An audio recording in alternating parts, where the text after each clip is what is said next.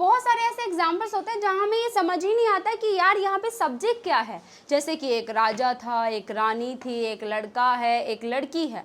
अब इन सेंटेंसेस में तो हमें ये पता ही नहीं चल रहा है कि यार यहाँ पे सब्जेक्ट कौन है, और बिना सब्जेक्ट के तो सेंटेंस बन ही नहीं सकता। तो कैसे सेंटेंसेस बनेंगे ये वाले?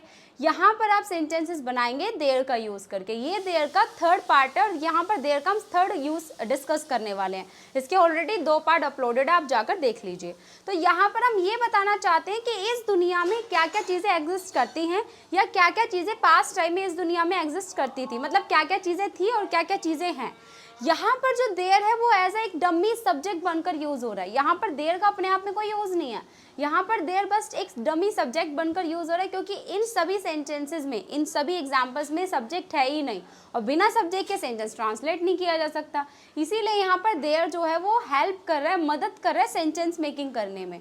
तो यहाँ पर देयर का अपने आप में कोई यूज़ नहीं है, वो बस एक डमी सब्जेक्ट बनकर यूज़ हो रहा है। तो यहाँ पर मैंने आपको लास्ट क्लास में भी मैंने आपको बताया है 2 वीडियोस में कि प्रेजेंट में हम इज और आर का यूज़ करेंगे, पास्ट में हम वॉज और वर का यूज़ करेंगे। तो सेम रूल यहाँ पर वही अप्लाई होगा।